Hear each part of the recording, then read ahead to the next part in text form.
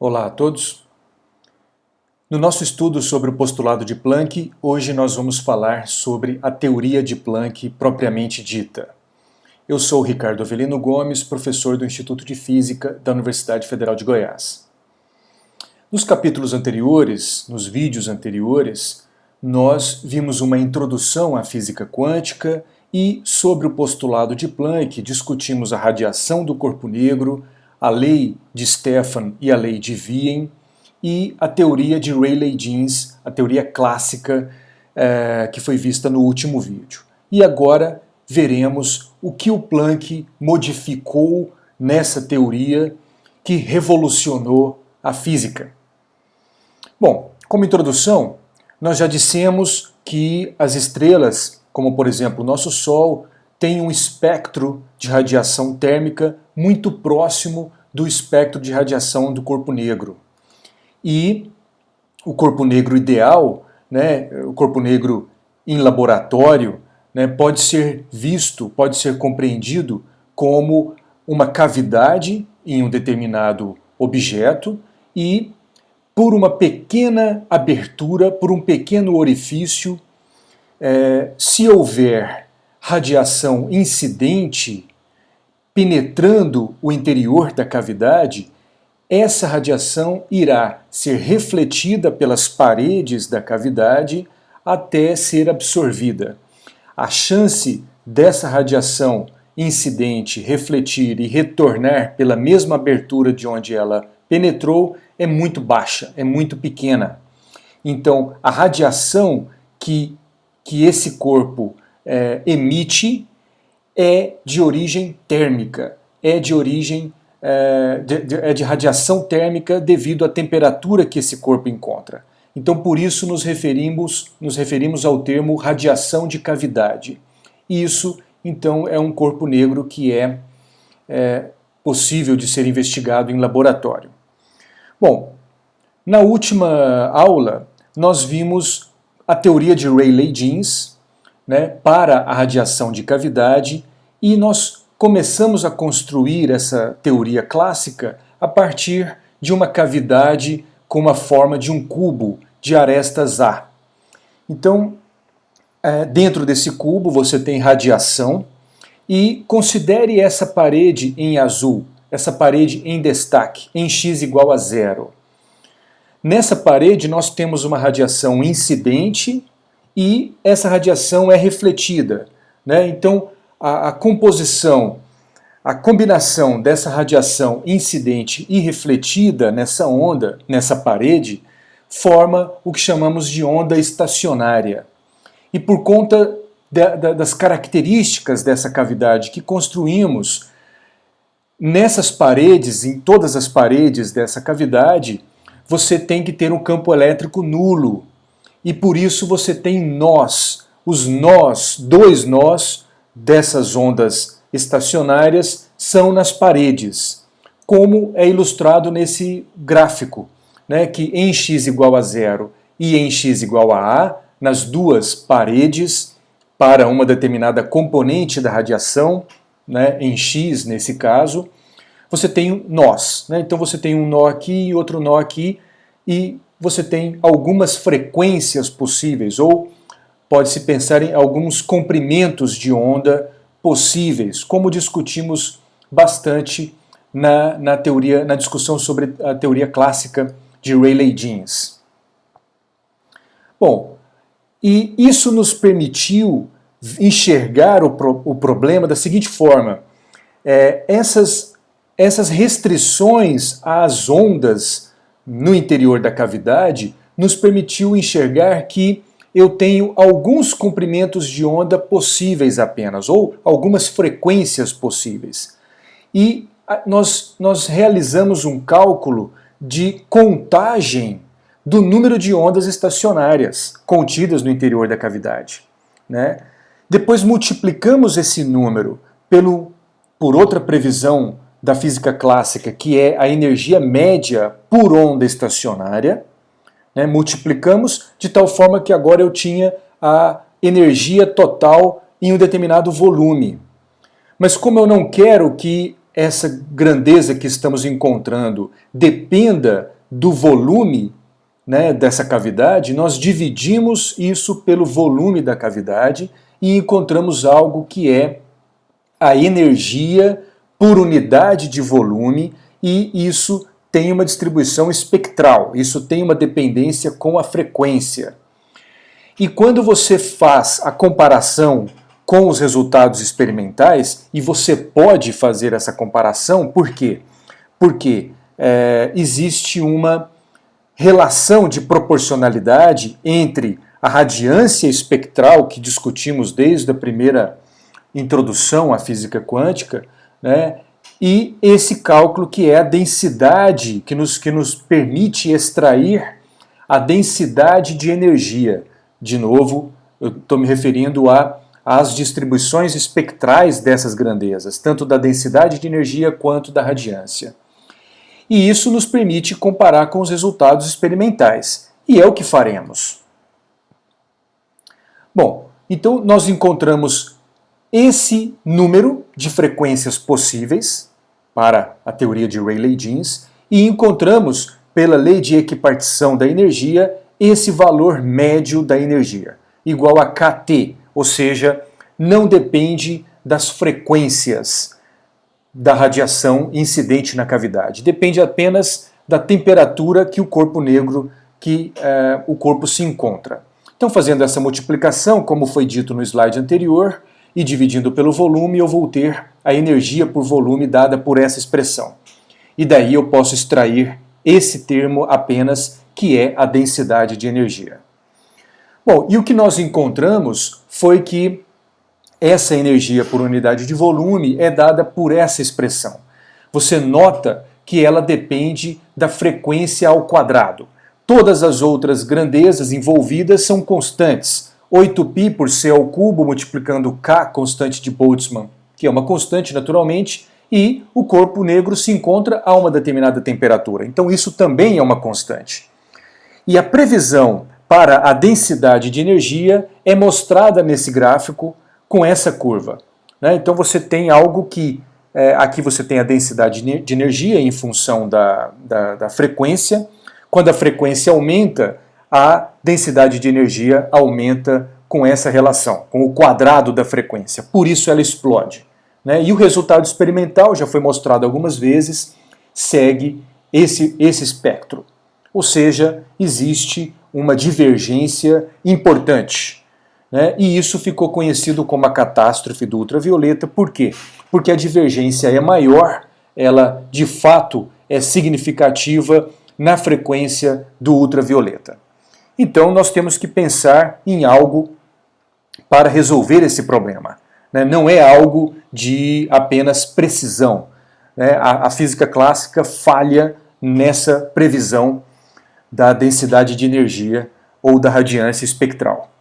Muito bem, o cálculo, repetindo aquele slide anterior, o cálculo que foi feito foi esse, e em nenhum momento Planck questiona o cálculo que nos levou a essa quantidade, o cálculo feito na aula passada, em que encontramos esse valor, né? Claro, encontramos um valor para uma situação mais simplificada, né? E encaminhamos esse resultado para uma cavidade tridimensional.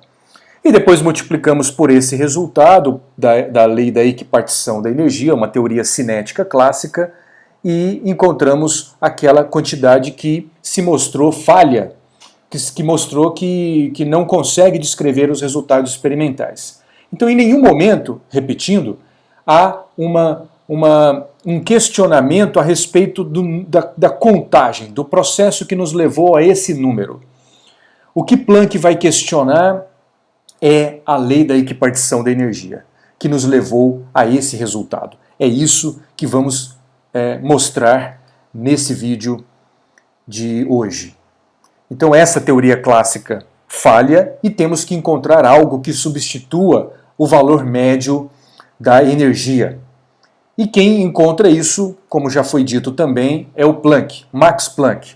Apenas uma rápida digressão histórica, né? Ele faz isso nesse artigo, né, publicado em dezembro de 1900, e isso culminou com o início de uma revolução na física e o nascimento da chamada antiga física quântica.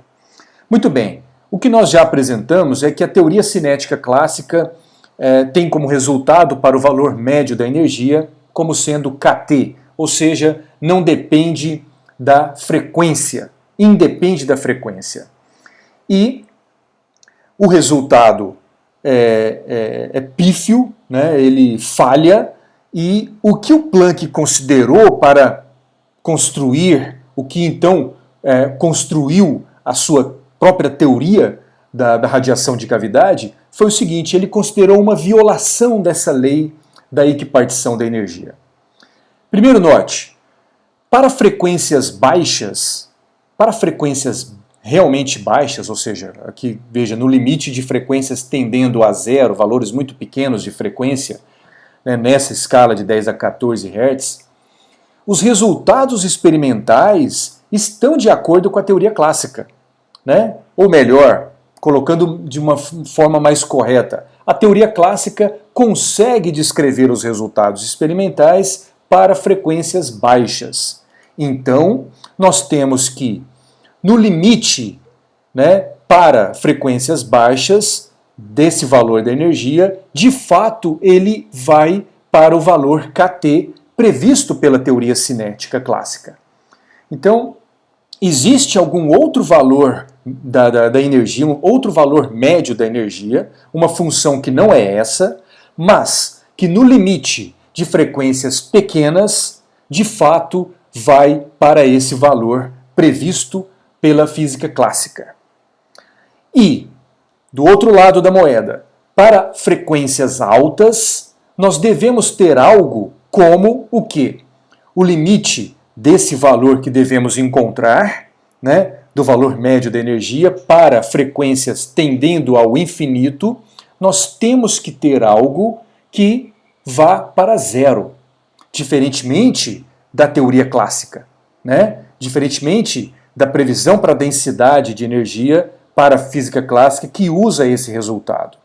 Então eu tenho que ter um valor médio para a energia que para grandes frequências vá para zero. Você vê que o espectro vai para o zero para grandes, ele vai lentamente, mas vai para zero em valores altos de frequência. Então eu tenho dois limites, e guiado por esses dois limites, ele concluiu que a forma, ele não sabe a forma ainda, né? Mas o valor da energia, o valor médio da energia, deve ter uma dependência com a frequência. Tudo bem, não é difícil concluir isso, mas é importante. É simples e é importante, e levou ao que levou, né? Levou a essa revolução que chamamos de física quântica. Bom, então a energia média das ondas estacionárias é uma função da frequência. Diferentemente da previsão clássica, vou enfatizar esse ponto. Ele apresenta que deve haver uma função, uma dependência com a frequência. Sabe-se lá ainda qual é essa dependência funcional, mas que há uma dependência, tudo indica que há, por conta desses dois limites que ele observou. Então nós temos que encontrar algo que não seja essa lei da equipartição da energia, essa teoria clássica, né? Eu tenho que ter algo que dessa previsão me leve a algo que tenha essa dependência, né? Que tenha uma função, que seja uma função da frequência. Mas o ponto é, a pergunta é, como fazer com que haja essa dependência na nossa teoria? Como construir uma teoria que seria a teoria que de fato explica os resultados experimentais, que apresente essa dependência com a frequência? É esse o ponto, é essa a indagação e o trabalho que começamos agora a investigar. Então, tendo isso em mente, precisamos agora compreender a distribuição de Boltzmann. Por quê? Porque a distribuição de Boltzmann é o que está por trás da lei da equipartição da energia usada para encontrar esse resultado. E qual é essa distribuição de Boltzmann que está por trás? Ela é essa distribuição de probabilidade. Isso é uma densidade de probabilidade, né, como nós vamos investigar agora. O processo que nós vamos fazer é, se o problema está na lei da equipartição da energia, nós vamos entender qual como se faz esse cálculo, de onde veio esse resultado, né? Ele veio dessa distribuição de Boltzmann, então nós vamos fazer a conta que nos leva a esse resultado. E em algum momento nós vamos modificar essa conta, que é a proposta, o postulado de Planck. Né? Então vamos entender como se dá essa conta e do que se trata a distribuição de Boltzmann. Bom, eu disse que isso é uma distribuição de probabilidade, ou melhor, isso aqui é uma densidade de probabilidade, porque estamos nos referindo a essa energia E, que é uma variável contínua. Por isso nós temos que falar em termos de densidade de probabilidade. E qual é a densidade de probabilidade dessa distribuição de Boltzmann?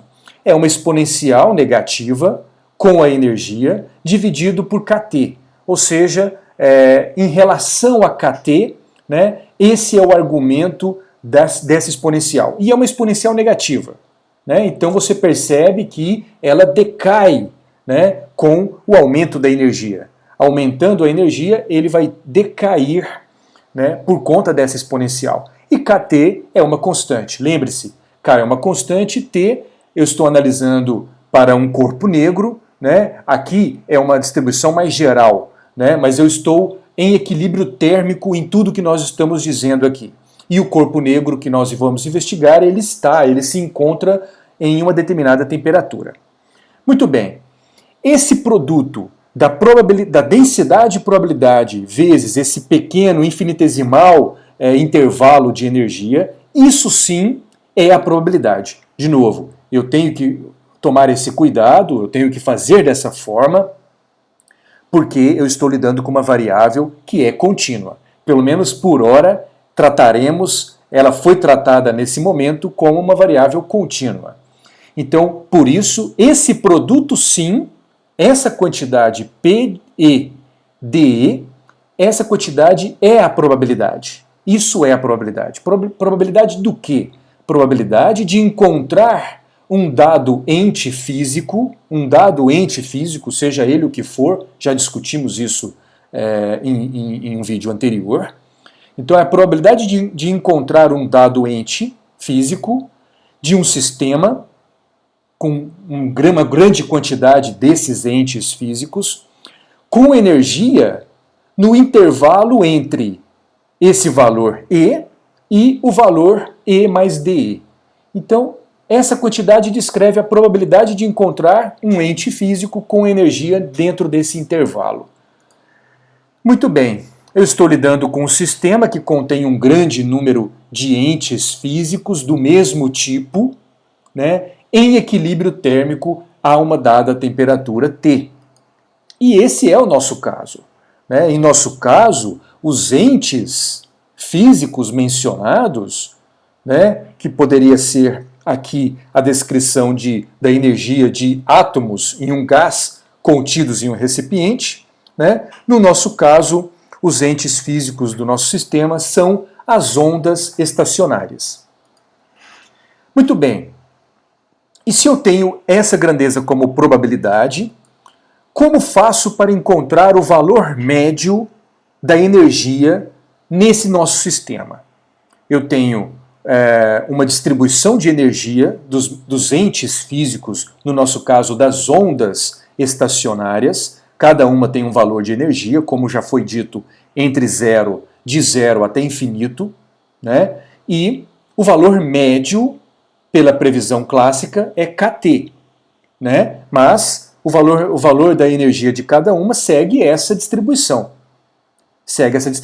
Para valores muito altos de energia, a densidade de probabilidade me diz que a probabilidade de encontrar entes físicos com uma energia muito alta é pequena, por conta da exponencial negativa. Veremos gráfico a respeito disso que vai ilustrar para deixar bem claro. Né? E entes físicos com ondas, no nosso caso já, ondas estacionárias com valor de energia pequeno, a probabilidade é maior. A probabilidade é máxima para valores, para energia tendendo a zero. Energia tendendo a zero, eu vou ter a probabilidade máxima. Veremos qual é esse valor daqui a pouco.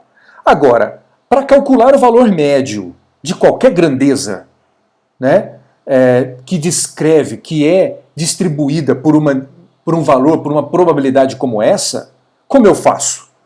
E sendo essa variável que eu quero calcular o valor médio uma variável contínua, eu vou calcular essa média calculando a integral de zero até infinito, são os valores possíveis da energia, vai de zero a infinito, do que? Da energia, eu quero calcular o valor médio da energia. Então é a energia vezes a probabilidade de encontrar uma determinada energia num certo intervalo de energias. E eu vou integrar isso em todo o espectro. Então eu vou ter um valor, né? Eu vou ter um valor, né, que é a integral de E vezes a sua probabilidade, que é PE de E. E claro, eu não sei se essa probabilidade, se essa densidade de probabilidade está normalizada para 1. Então eu tenho que integrar, né, quer dizer, eu tenho que dividir pela integral da probabilidade. É isso que nós estamos fazendo. Ou seja, qualquer média ponderada que você faz, você vai depois dividir pela soma dos pesos, né? Ou, em outras palavras, agora falando em termos de uma variável contínua, você tem que dividir pela integral da probabilidade, né? Bom, nós vamos ver isso em detalhe. E é o que veremos a seguir. O que nós encontraremos, faremos essa integral, é que a integral que está apresentada aqui no denominador, essa integral de zero a infinito da probabilidade, ela é igual a 1. Ou seja, essa densidade de probabilidade está normalizada, né? Mas isso é preciso que se verifique, né? E vamos verificar e vamos encontrar esse resultado.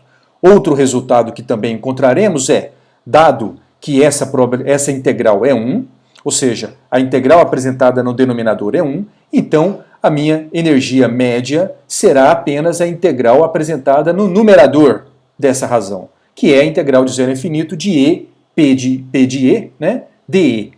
E o resultado que encontraremos, já foi anunciado até mesmo na aula anterior, é igual a kT, independe da frequência. Tá? Muito bem, veremos isso em detalhe. Agora, vejamos o gráfico da probabilidade, melhor dizendo, da densidade de probabilidade, porque se trata de uma variável contínua, né? Então eu tenho P de E nesse eixo e aqui eu tenho a energia. Eu estou num gráfico que mostra a densidade de probabilidade em função da energia. Quando a energia é zero, você pode lançar mão aqui dessa fórmula, né, que apresenta a fórmula da densidade de probabilidade. Quando você tem a energia igual a zero, esse numerador será igual a 1, né, E elevado a zero. Então o resultado dessa densidade é que ele terá um valor para energia igual a zero de 1 sobre kT. E eu sei que esse é o maior valor da densidade de probabilidade. Por quê? Porque ela segue uma exponencial negativa. Então ela decai exponencialmente, né? P de E tem valor máximo para a energia igual a zero e decresce exponencialmente à medida que a energia cresce. E qual é o valor médio que encontraremos? Já foi apresentado e que encontraremos. O valor médio é kT, né? Ele está em algum ponto dessa distribuição, né? Claro, maior do que zero e menor do que quando a probabilidade se torna zero, né, de fato. Então você tem uma probabilidade que não é a probabilidade máxima. Você tem, para as ondas estacionárias com energia mais baixa, próximas de zero, você tem uma densidade de probabilidade maior. E para as ondas que têm energia grande, você tem uma densidade de probabilidade que se aproxima do zero. Então, na média, o valor médio, eu encontro kT. Muito bem. Outro gráfico. Agora, nesse gráfico, eu também tenho nesse eixo a energia, e nesse eixo eu tenho a energia vezes a densidade de probabilidade. Ou seja, eu tenho esse termo que se apresenta no numerador dessa razão. Né? Essa integral é 1, então de fato, fazendo essa integral, a integral dessa quantidade e P de E, né? A integral na energia, ou seja, varrendo a energia, eu vou ter essa área, né? E isso vai me dar a energia média. A área vai ser a energia média, né, que é igual a kT. A área dessa curva será, então, kT. E agora algumas coisas, né? Você vê que para valores pequenos de energia, né, você tem a probabilidade máxima, né, no gráfico anterior. A probabilidade é máxima para a energia igual a zero, ou próxima de zero. Porém, por que ele está zerado aqui? Porque aqui eu tenho a energia vezes aquela densidade de probabilidade. Então, a energia sendo zero, ou um número muito pequeno, apesar da probabilidade, da densidade de probabilidade ser alta, será maior, mas os valores da energia são pequenos. Por isso, esse produto resulta em valores pequenos. Ele começa, para a energia crescente, ele começa com valores pequenos, até atingir um máximo. Esse máximo é quando eu tenho uma energia que é kT. Por que é kT? Veja, coloque a energia como kT, né? Que é a energia média, né? Sendo a energia kT, eu vou ter aqui, eu vou ter 1 sobre a exponencial. Né? Vou ter 1 sobre a exponencial. E é o valor que eu encontro aqui. Né? Então eu tenho 1 sobre a exponencial. Muito bem.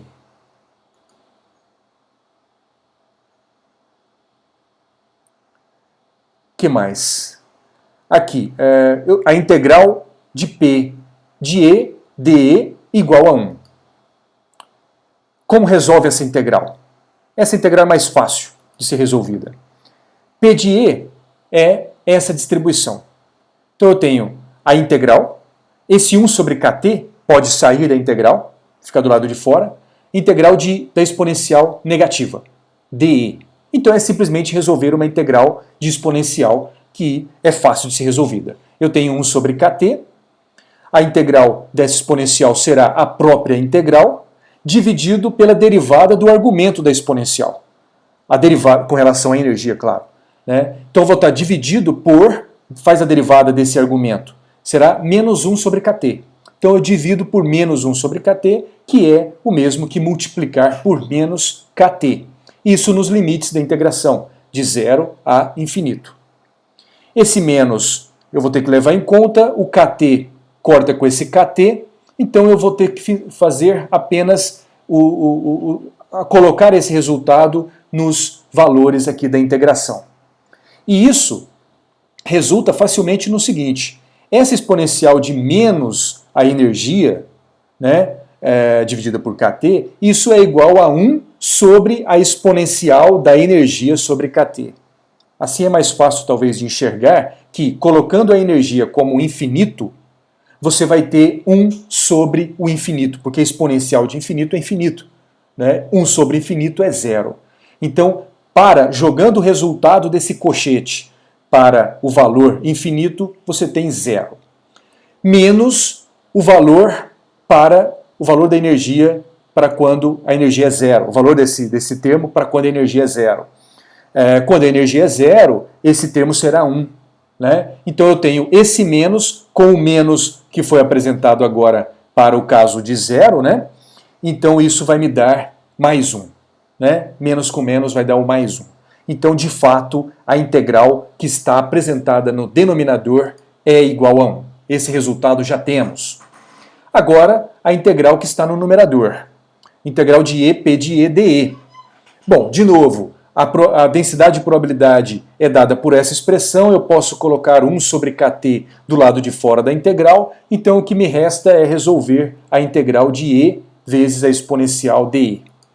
Bom, vou fazer uso dessa técnica bastante conhecida de integração, substituindo os valores de E por uma quantidade U, para ficar um pouco mais didático, né? E dV vai ser esse termo que inclui a exponencial de menos EKT vezes dE. Então eu tendo, chamando de U a energia e chamando de dV essa quantidade, eu tenho exatamente essa estrutura de integral. E sabemos que essa estrutura é o V nos limites de integração menos a integral de V du. Né? Então, para facilitar, quem é V resolve faz a integral disso aqui para obter quem é V. V vai ser, então, a integral dessa exponencial. Já resolvemos isso para o caso dessa integral que estava no denominador, que está no denominador da energia média, né? Ela é a própria exponencial que multiplica menos kT. E du é apenas o elemento dE. Vamos usar então isso para resolver essa integral. Né? Isso será igual a 1 sobre kT, agora sim resolvendo essa integral. Eu vou ter dois termos. O termo UV, né? Vamos chamar esse primeiro termo de UV. Vai ser a energia, né? A energia, vezes V, que é a exponencial de menos EKT, vezes menos kT. Está aqui, menos kT. Tudo multiplicado, né? E isso nos limites da integração. Vai ser esse valor para energia igual a infinito, menos esse cochete para energia igual a zero. Veremos depois o resultado disso. E o outro termo que é essa parte. Eu tenho um sinal menos e vou fazer a integral, né? A integral de zero a infinito, naturalmente, de V, que é a exponencial que está apresentada aqui, né? Vezes o menos kT, que com aquele menos, com esse menos, fica mais kT e pode sair da integral. Né? E du é tão somente dE. Então eu fico com uma integral simples que já foi resolvida duas vezes, né? Nesse slide agora, que é a integral da exponencial vezes dE. E vamos resolver isso de cabeça rapidamente. Né? O resultado desse termo é igual a zero.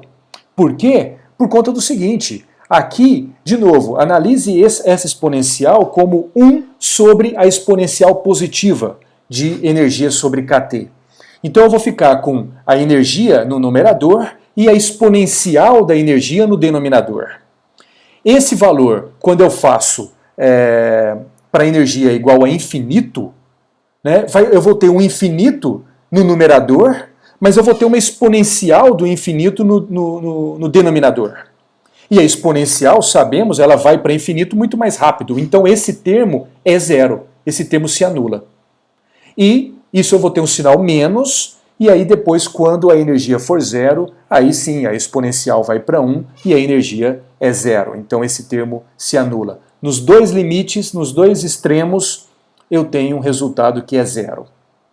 Ótimo. E essa integral? Ora, essa integral é kT. Né? Essa integral é igual a 1, por quê? Porque na densidade de probabilidade eu tenho 1 sobre kT. E essa integral que a gente resolveu dá kT, um cancela com o outro no numerador e no denominador, resultando em 1. Então o resultado da integral, como já fizemos, é kT. Então eu vou ter kT vezes kT, kT ao quadrado, né? Esse termo zero, dividido por kT, ou seja, o resultado dessa integral, que é o valor médio da energia, é igual a kT, como desejávamos encontrar. Né? Um resultado conhecido que é o que gostaríamos de demonstrar, ou seja, valor médio é kT. Esse é o processo de encontrar o valor médio por cada onda, para cada onda estacionária no interior da cavidade. Agora, alguma coisa está equivocada nesse processo, porque os resultados experimentais assim mostram que está equivocado. Qual foi a contribuição de Planck? Já tivemos um lampejo do caminho que Planck começa a trilhar. Ele verificou, e nós vimos isso, que a energia deve ter uma dependência com a frequência. E o que ele faz? qual foi a artimanha que ele usou, por algum mecanismo que ele desconhecia, que levou as contas a fazer uma previsão correta da densidade de energia, ou da radiância espectral.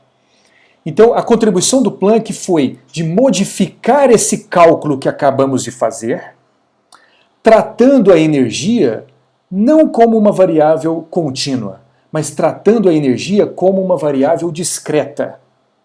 Ela não pode assumir qualquer valor, né, no espectro, ela só pode assumir alguns valores discretos. Então ele vai tratar a energia dessa forma, ao invés de tratar como uma variável contínua, como sempre havia sido tratada na física clássica. Ou seja, ao invés de uma integral da energia multiplicando uma densidade de probabilidade que eu preciso integrar, né, ao longo de todo o espectro de energia possível, eu vou tratar essa energia como variável discreta e por isso eu substituo os somatórios, eu vou ter somatórios ao invés de integrais. Eu substituo as integrais por somatórios. Ou seja, ao invés de considerar agora a probabilidade P de E como a densidade de probabilidade, e para obter a probabilidade eu precisava multiplicar por DE e enxergar esse produto como probabilidade, por lidar com uma variável contínua, agora P de E é tão somente a probabilidade, porque eu estou lidando com variável discreta. E essa discretização, que veremos agora em detalhe, era o seguinte: a energia, aqui não é a média, esse valor é a média, que vai ser encontrada usando somatórios e não integrais, né? E os valores da energia não podem ser quaisquer.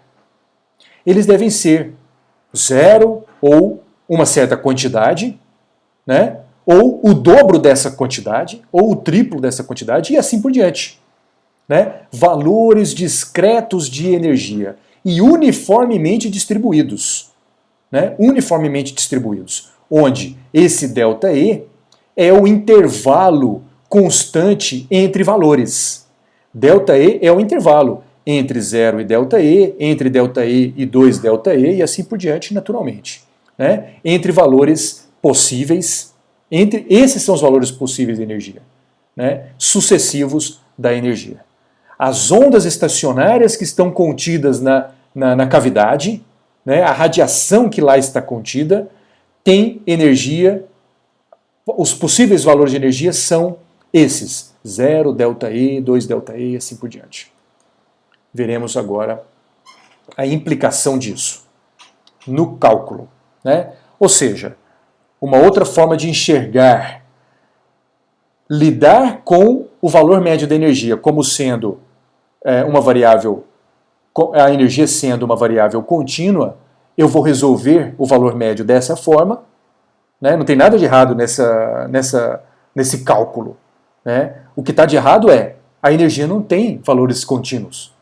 É isso que está errado, somente, né? E você resolvendo dessa forma, você cai nesse resultado que é a lei da equipartição da energia, o resultado clássico. E se você fizer a conta dessa forma, vai nos levar a algo que vamos conhecer, que vamos tentar descobrir agora. Então veja, nesse gráfico de cima, o que nós temos? Nós temos uma situação em que ΔE é muito menor do que KT. Então considere aquele gráfico que foi apresentado anteriormente, né? Então aqui é 0, aqui é KT. Esse intervalo mede KT em termos de largura de energia, né? Mas o ΔE que nós vamos considerar para esse caso primeiro, não olhe os demais ainda, né? Para esse primeiro é que o ΔE, esses ΔE, né, são esse ΔE né, na verdade eles são os mesmos, né? O ΔE aqui são duas vezes, 3 vezes ΔE. Então esse ΔE é muito pequeno comparado com KT. Então considere um intervalinho muito pequenininho, talvez como esse intervalo, ou menor do que esse intervalo que aqui está apresentado. Para o primeiro valor possível de energia, que é zero, né, a energia da onda será zero, ela multiplica o valor máximo da probabilidade. A gente já viu isso, que é 1 sobre kT. Né? O valor máximo da probabilidade.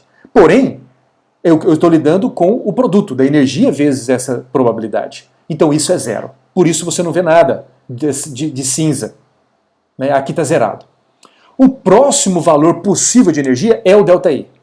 Então eu tenho aqui de ΔE até 2ΔE. A largura é ΔE também. E multiplicando então ΔE pela probabilidade, eu vou encontrar um certo valor. E se eu fizer isso para o próximo e para o próximo, eu vou obter essa área. E vou fazer o somatório desses retângulos, tal como a gente aprende a definição, a ideia de integral de área. Né? Nós pensamos em intervalos na variável que está sendo integrada, né? Como sendo intervalos cada vez menores, e quando ele for um intervalo tão pequeno, um intervalo diferencial, né? um DE, eu teria a integral. E aí eu substituo a soma desses pequenos retângulos por uma integral. Isso é a passagem de somatório para integral. Né? E o que o Planck está fazendo é, quando eu tenho esse ΔE realmente pequeno comparado com kT, que é a energia média clássica, eu vou ter algo, a área vai ser muito próxima da integral, que me leva a kT. Ou seja, a área rachurada em cinza, né, ela é próxima a kT. Nesse caso, em que ΔE é muito pequeno comparado com kT. Eu encontro que o valor médio da energia, de fato, me descreve um valor muito próximo do valor clássico.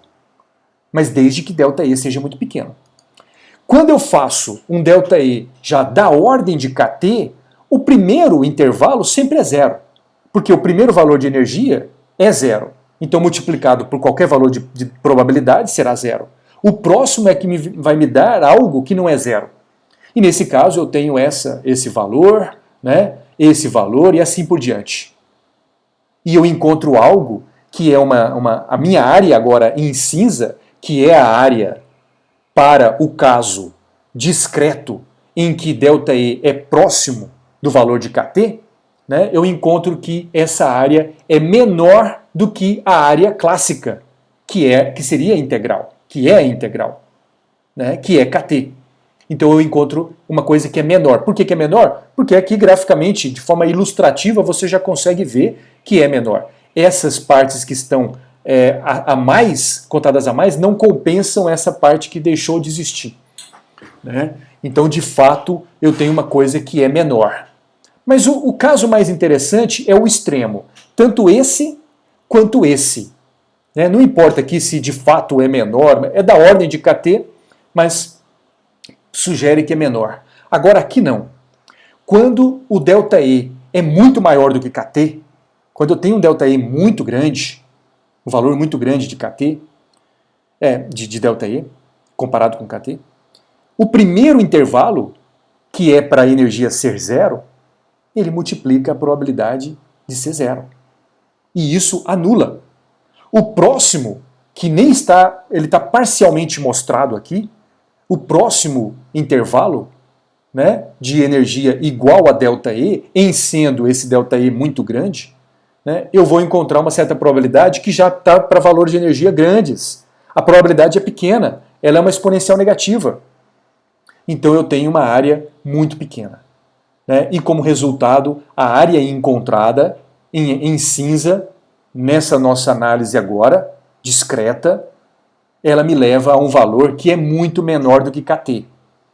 Ou seja, nesses três cenários, eu tenho uma energia média, que é a área, seja nesse caso essa área cinza, nesse e nesse, que para valores pequenos de ΔE eu tenho quase que esse resultado. E para valores de ΔE muito grandes eu encontro um valor que é muito menor do que esse. Mas eu ainda não sei quem é esse valor. É o que nós vamos agora colocar de forma mais sistemática. Então veja, para ΔE pequeno, nós encontramos o quê? Valor médio da energia próximo de kT, que é o resultado clássico. Que é exatamente o resultado clássico. E esse resultado clássico, né, ele funciona muito bem para pequenas frequências. Lembre-se do espectro que nós vimos e discutimos nas últimas aulas. Né? Ele descreve muito bem os resultados experimentais para pequenas frequências. Então eu já começo a fazer uma correlação. Parece que para ΔE pequeno, quando eu considero um ΔE pequeno, isso está de certa forma relacionado a pequenas frequências. E eu estou no cenário que a previsão clássica consegue descrever muito bem. Agora, para quando eu tenho nesse limite de ΔE grande, essa teoria, essa proposta que o Planck está colocando, né, nos leva a uma energia média que tende a zero. Ela é próxima de zero, ela é muito pequena, comparada com kT. Ela é muito pequena. Né? E isso está associado a altas frequências. Né? Isso está associado com altas frequências, que é quando eu não consigo mais explicar, né, pelo resultado clássico. Eu não consigo mais explicar. Então aqui eu tenho uma relação, começo a vislumbrar uma certa relação do resultado clássico, onde pequenas frequências conseguem descrever, e eu tenho o resultado que leva a kT, e o resultado que a energia média ela tendia a zero para altas frequências. Não eram esses os limites que eu queria encontrar, que o Planck colocou que a gente precisava encontrar uma teoria que, para pequenas frequências, me dava o valor clássico. E para altas frequências, o valor médio da energia tinha que tender para zero. Tá? Então agora eu consigo relacionar essa grandeza com a frequência. Ou seja, tudo parece indicar que há uma relação, não sei se de proporcionalidade ainda, mas há uma relação entre a ΔE, esse inteiro de energia, da discretização da energia que o Planck propõe, com a frequência. Para ΔI pequeno, está relacionado a pequenas frequências. Para ΔE grande, altas frequências. E a análise que ele fez foi tal que ele fez a seguinte proposta, que a relação era direta de proporcionalidade. Não era com quadrado, ou com inverso, ou com alguma coisa assim. Né? Era uma relação direta. E se é uma relação direta de proporcionalidade como isso, eu posso pensar, bom, no lugar de escrever essa expressão, vou escrever em forma de uma equação, de uma igualdade. E para isso eu preciso acrescentar uma constante de proporcionalidade entre ΔE e a frequência. E essa constante de proporcionalidade é a famosa constante de Planck. É a famosa constante de Planck. Bom, cálculos posteriores permitiram Planck determinar o valor de H. E, pasmem, o valor que ele encontrou foi muito próximo ao valor que está apresentado aqui no slide. Claro, não tinha essa precisão, mas ele encontrou um valor próximo o suficiente, né? Eu estou falando de 1900, né? Mais de 100 anos atrás. Ele encontrou um valor muito próximo ao valor que hoje é aceito para a constante de Planck, com uma precisão razoável, né? Com 3 algarismos significativos aqui. 6,63 vezes 10 a menos 34 Joule vezes segundo. 10 a menos 34 Joule vezes segundo. Frequência é Hertz. Hertz é 1 por unidade de tempo, 1 por segundo. Né? E você se lembra, nos espectros que estávamos analisando, a frequência era da ordem de 10 a 14. 10 elevado a 14 de Hertz. 10 a 14 Hertz. Então, quando você faz esse produto da constante de Planck vezes algo da ordem de 10 a 14 Hz, você vai ter 10 a menos 34 vezes 10 a 14 Hz. O Hertz corta com esse segundo, né, e vai me resultar em Joule. Então eu vou ficar com algo que é 10 a menos 20 do Joule. ordem de grandeza, né? Eu tenho esse parâmetro, esse valor aqui, mas ordem de grandeza, 10 a menos 20 do Joule. Joule é uma unidade de energia do nosso cotidiano, do nosso dia a dia, das coisas que nos rodeiam. Então nós estamos falando de uma energia discreta, mas para valores muito diminutos. 10 a menos 20, 20 ordens de grandeza menores do que o Joule, que é a unidade do nosso dia a dia, né? Que a gente lida com coisas do nosso dia a dia. Então por isso eu preciso de uma... esse fenômeno que nós estamos investigando, ele está no âmbito de energias que têm esse valor. E a gente está descobrindo agora que eu preciso de uma nova teoria para descrever objetos nesse domínio, no domínio de coisas muito pequenas. Bom, e esse é o final da história? Bom, isso é o começo dessa história. Está longe do final. Bom, a próxima coisa que faremos não está tão longe do final, mas vamos fazer alguns cálculos ainda, né? A próxima coisa que nós vamos fazer é calcular a fórmula de Planck para o valor médio. Já foi apresentado que a proposta é essa. E o que acabamos de fazer nos leva a um determinado valor para ΔE. A energia se mostra tem uma dependência com a frequência, né? Os valores possíveis de energia são 0, ΔE, 2ΔE, etc. E ΔE já acabamos de descobrir no slide anterior, nos últimos slides, que é igual a Hν, tem uma dependência com a frequência. Agora, qual é o valor médio da energia? E foi daqui que Planck começou a sua conjectura, pensando que o valor médio da energia possuía uma dependência com a frequência. E é isso que vamos encontrar agora. Vamos substituir, né, a energia pelos seus valores possíveis e fazer esse cálculo, né? Esse é o passo, mas, de fato, vou colocar o resultado e faremos isso, podemos fazer esse cálculo em outro momento. Vamos agora colocar as implicações físicas e tentar tornar esse resultado um pouco mais palpável. Então, de novo, resolvendo essa conta. Fizemos nessa aula de hoje, essa conta clássica, levando em conta a energia como se fosse contínua, resolvendo integrais. Resolvendo na forma de somatório é um cálculo semelhante, né, um cálculo análogo, e te leva a esse resultado. A energia média, sim, ela tem uma dependência com a frequência. Cadê a dependência? Está aqui. Tanto no numerador quanto no denominador. Eu tenho Ni e aqui eu tenho uma exponencial de Ni. Eu tenho a frequência aqui, eu tenho a exponencial da frequência.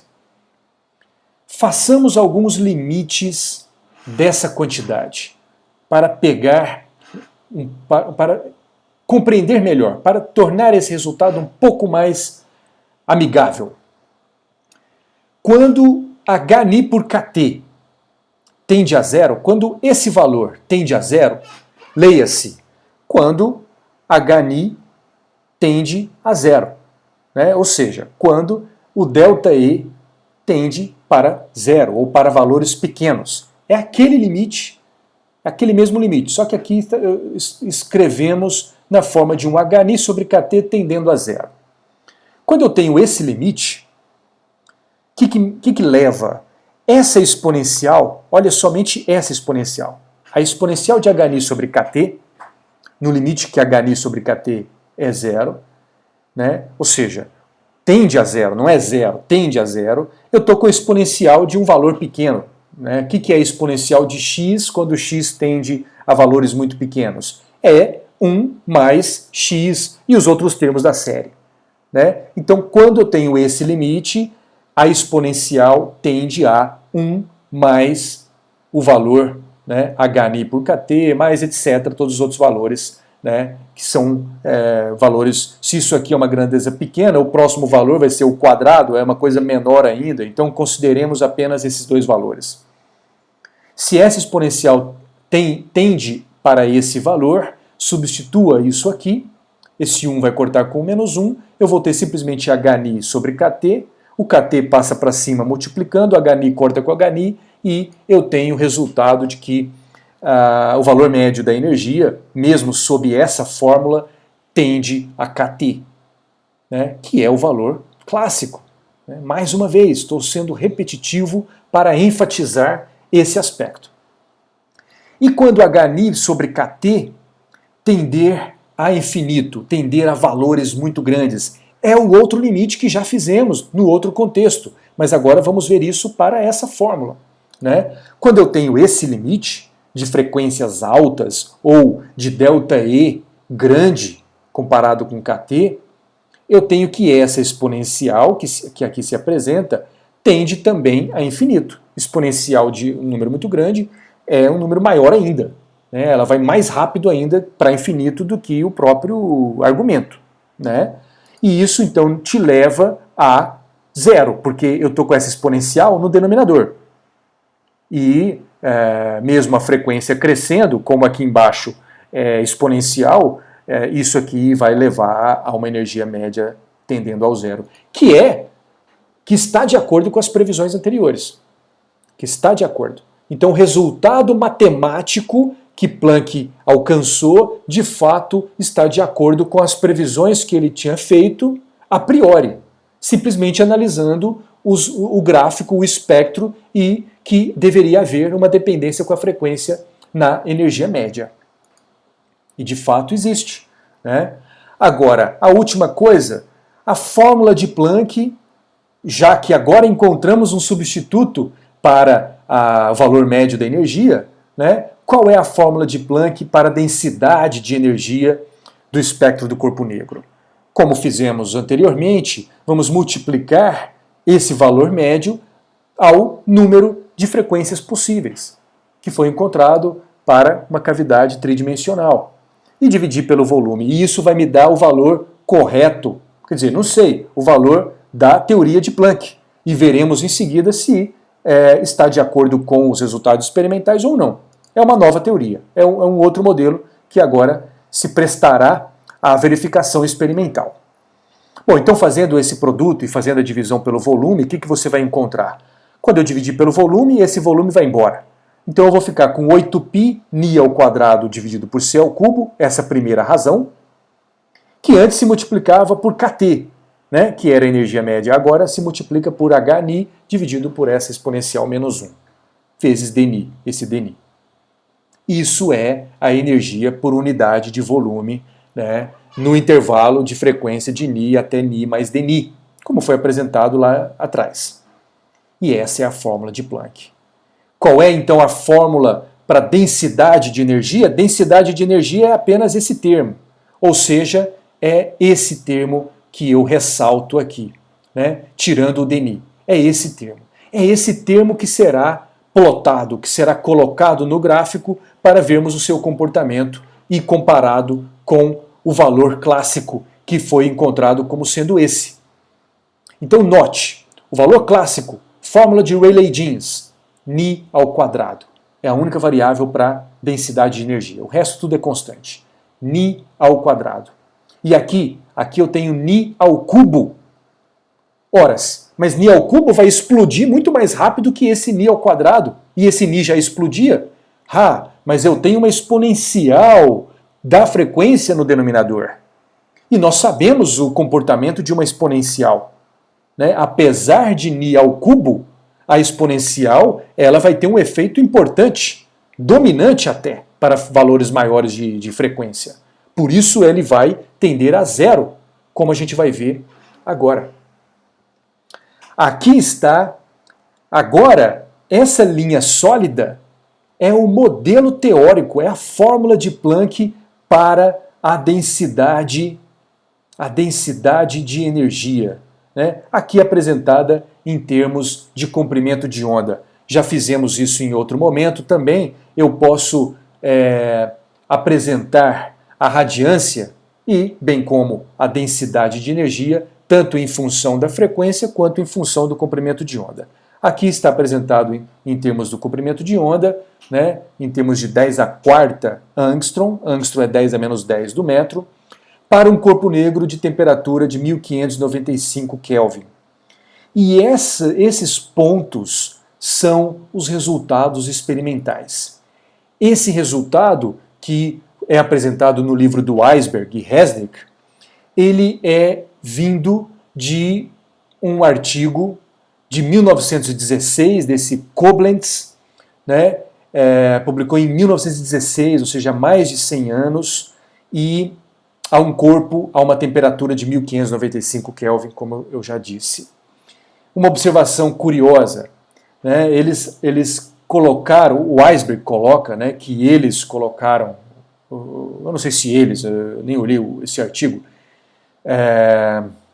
mas o autor, né, o autor, que nesse paper, depois de plotar as várias curvas espectrais de energia, né, resultantes das suas medidas, devido a um cansaço, a uma fadiga na vista, né, não foi possível, foi impossível dar atenção nos meses seguintes, dar atenção à análise dos dados, à análise desses dados, né, para chegar a essa curva, a esses resultados experimentais. Então ele demorou alguns meses para fazer isso. E quando ele fez, quando finalmente foi feita essa análise dos dados, né, a redução dos dados para analisar e extrair informação desses dados, chegou-se a um valor da constante de Planck de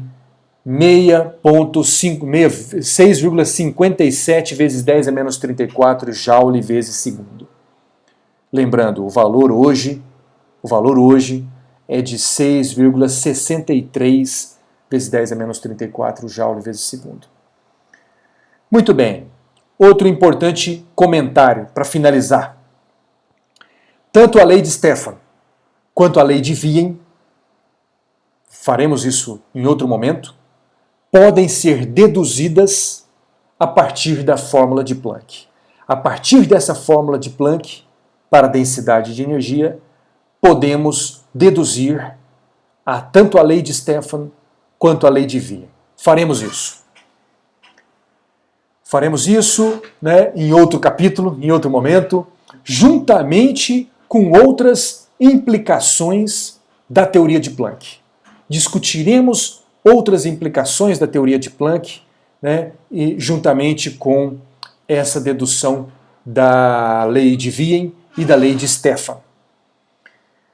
Bom, muito obrigado e fique atento para os outros vídeos relacionados ao postulado de Planck e relacionados também à física quântica como um todo e posteriormente à mecânica quântica, bem como aos outros vídeos que já estão contidos no canal do YouTube. Muito obrigado novamente.